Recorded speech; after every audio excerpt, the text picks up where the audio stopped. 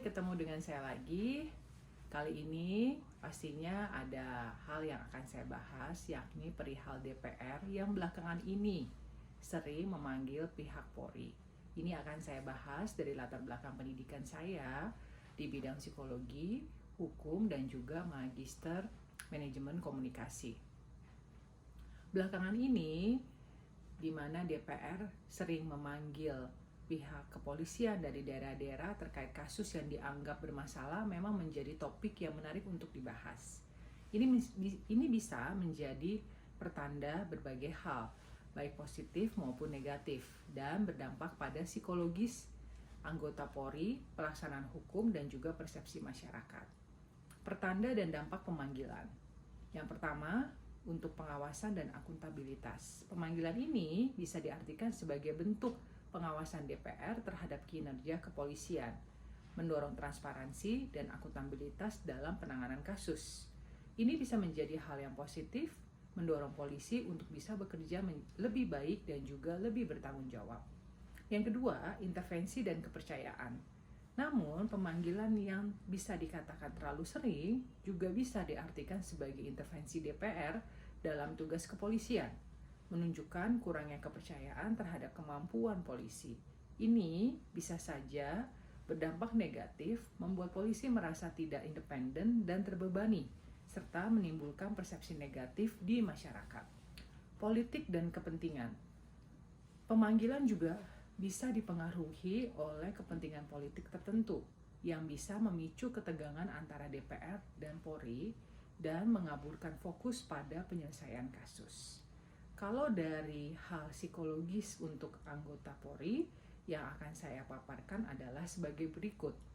Tekanan dan kecemasan. Seringnya dipanggil oleh DPR bisa menimbulkan rasa tertekan dan juga rasa cemas pada anggota Polri, terutama jika mereka merasa tidak siap atau khawatir akan dipertanyakan tentang kinerja mereka. Berikutnya, kurang percaya diri.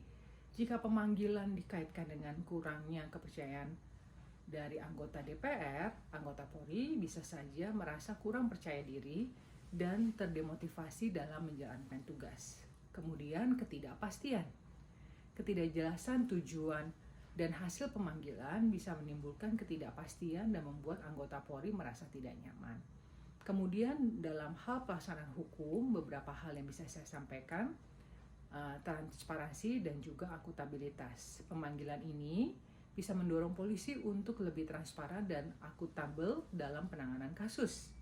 Ini bisa memiliki dampak positif dalam penegakan hukum, meningkatkan kepercayaan masyarakat terhadap polisi. Kemudian perihal intervensi dan keadilan. Namun, jika pemanggilan dipengaruhi oleh kepentingan politik atau intervensi yang berlebihan, bisa menghambat proses hukum dan mengorbankan keadilan.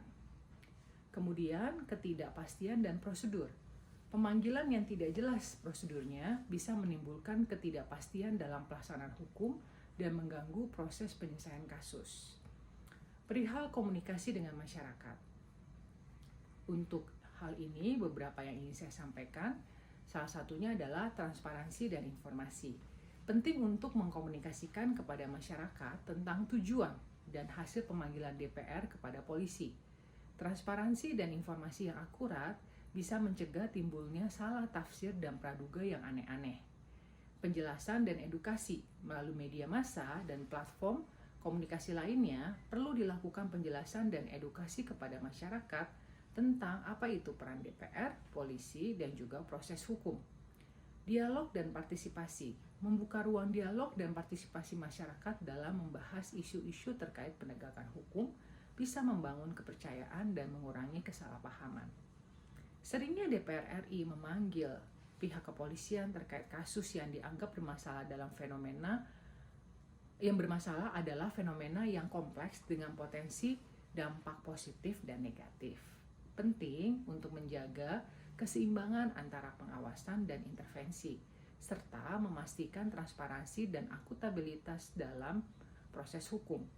Komunikasi yang efektif antara DPR, Polri, dan masyarakat sangat penting untuk mencegah timbulnya salah tafsir dan menjaga kepercayaan terhadap lembaga hukum. Demikian penjelasan saya atas hal ini. Sampai ketemu lagi.